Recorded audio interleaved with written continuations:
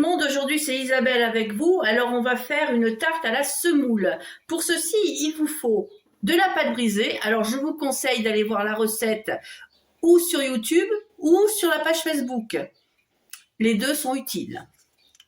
Il vous faut, pour continuer la recette, il vous faut 75 centilitres de lait, 110 g de semoule, 100 g de sucre en poudre, 2 sachets de sucre vanillé, 3 cuillères à soupe de rhum, mais vous n'êtes pas obligé, c'est facultatif, 35 g de beurre, 3 œufs et 70 g de raisin de Corinthe que vous aurez laissé tremper au moins 2 heures.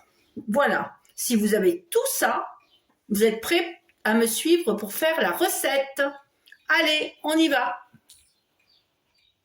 Pour faire la tarte à la semoule, il nous faut des raisins secs qu'on a fait tremper au moins 2 heures à l'avance dans 2 cuillères à soupe de rhum. Et moi, j'ai rajouté un tout petit peu d'eau pour que ce soit un peu moins costaud.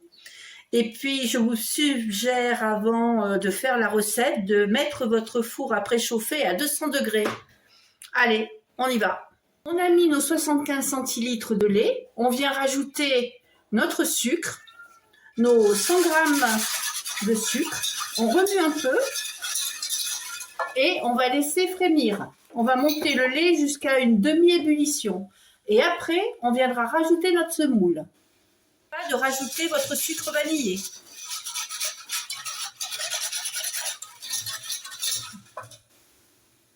Notre lait est en train de commencer à bouillir. On va venir rajouter notre semoule en remuant. Hein. Remuez bien. Voilà. Une fois qu'on a rajouté notre semoule, on va attendre que le mélange épaississe. Alors tournez, tournez, tournez. On se retrouve quand notre mélange a commencé à épaissir. Alors là, notre préparation est fin prête. On va pouvoir y venir rajouter le beurre. Je vais y avoir un petit souci. Le beurre. Alors, moi, je vous conseille, après avoir ajouté le beurre et l'avoir bien délayé, de prendre une spatule, parce que sinon, vous allez avoir des problèmes quand vous allez mettre les raisins secs. Hein. Donc, en même temps que je tourne, je vais chercher une spatule. Je ne suis pas douée, si. Voilà. Voilà. Je tourne pas, mais voilà. J'ai ma petite cuillère. Parfait. Voilà. Très bien. Et là, je vais venir rajouter mes raisins secs que j'ai égouttés. Hein. Voilà. Après, je vais venir rajouter mes jaunes un à un. Je vais faire comme ça. Voilà, un petit jaune. Mais alors, il faut bien tourner vite parce que sinon, ça risque de vous cuire les jaunes. Hein. Surtout, tournez bien.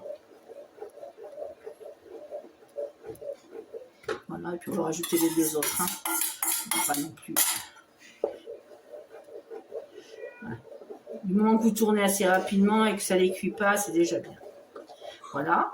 Maintenant, on va aller monter les blancs en neige.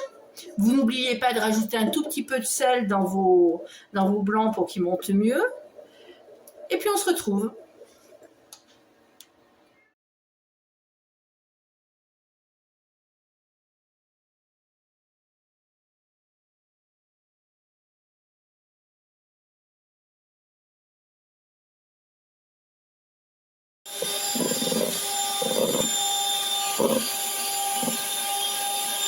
Vous allez incorporer vos jaunes.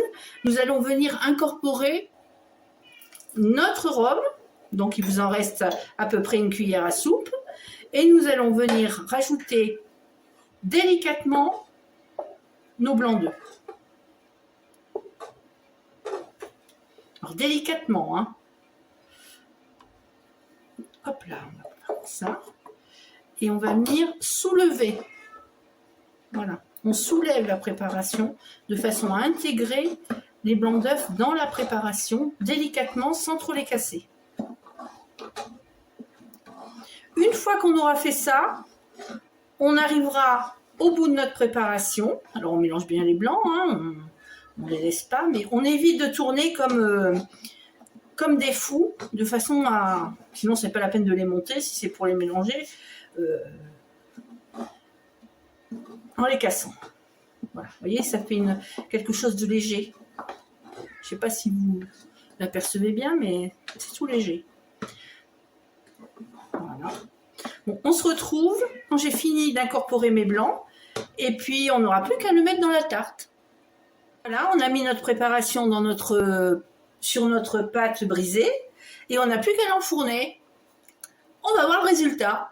Notre tarte à la semoule est sortie du four, elle est bien chaude, je viens de me brûler les mains, et on n'a plus qu'à attendre qu'elle refroidisse, et on fera la dégustation.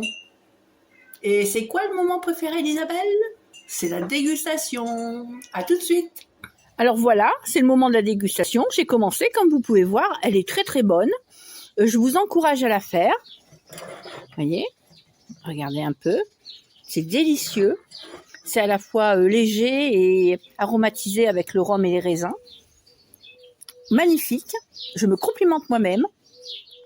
Non, enfin, si vous voulez retrouver la recette, vous savez comment faire. Surtout, n'oubliez pas de liker, de partager et de papoter parce qu'on adore ça. Bisous à tous, bonne semaine.